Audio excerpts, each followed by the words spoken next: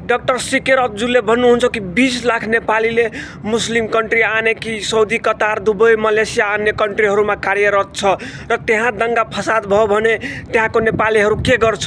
त म डाक्टर साहबलाई भन्न चाहन्छु कि हामी नेपालीहरू त्यहाँ पसिना बगाइरहेछौँ, त्यो देशको संस्कृतिलाई सम्मान गरिरहेछौँ, त्यो देशको संविधानलाई सम्मान गरिरहेछौँ, त्यहाँको स्थानीय बासिन्दाहरूलाई अपमान गरिरहेछन् नेपालको जस्तो। त्यहाँको सरकारको नियम विपरीत र त्यहाँ स्थानीयको धर्मप्रति कुनै ठेस पुर्यामा त्यहाँको मान्छेहरू घाँटी रेटी हत्या गरिदिन्छ, फाँसीको सजाय दिइहाल्छ।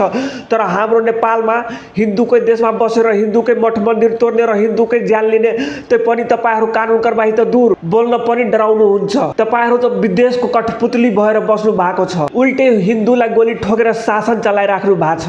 आउनु तपाईँ सौदी, कतार, मलेसियाहरू इन्जिनियरकै पदमा, तपाईँ आफ्नो चर्को आवाज र मुख लगाइहाल्नु, तपाईँको मुखको थुथुना तोडिदिनेछ यहाँको स्थानीयहरू र यहाँको प्रहरी पुलिस तपाईँको कम्प्लेन पनि लिने छैन। यो हाम्रो देश नेपाल जस्तो होइन, तपाईँहरूको जस्तो भरुटेहरू छैन यहाँ। तर हाम्रो नेपालमा भिसा लगाएर बसेको मान्छेले त कुरै छोड्नु, जो घुसपेटबाट हाम्रो नेपालमा छिरेको छ र हिन्दूहरूमाथि हमला गरिरहेको छ, तिनीहरूलाई तपाईँहरूले कुनै सामान्य किसिमको पनि कानुन कारबाही गर्न सक्ने हिम्मत छ तपाईँहरूमा? पक्कै छैन। साइन्टिस्ट भएर मात्र सबै चिजको ज्ञान हुने छैन। यदि त्यस्तै हुन्थ्यो भने डाक्टर बाबुराम भट्टराई PhD गरेको मान्छे हाम्रो देशमा प्रधानमन्त्री भएको थियो, त्यति नै बेला नेपाल विकसित भइसकेको हुन्थ्यो। त्यसैले यो षड्यन्त्र छोड्नु र नेपाललाई हिन्दू, बौद्ध, किराँत राष्ट्र नेपाल घोषणा गर्नु, त्यसैमा नेपालको वृद्धि विकास हुनेछ र हाम्रो जनता पनि सुखी सम्पन्न भएर बाँच्नेछ, शिर उठाएर जहाँ पनि बाँच्नेछ।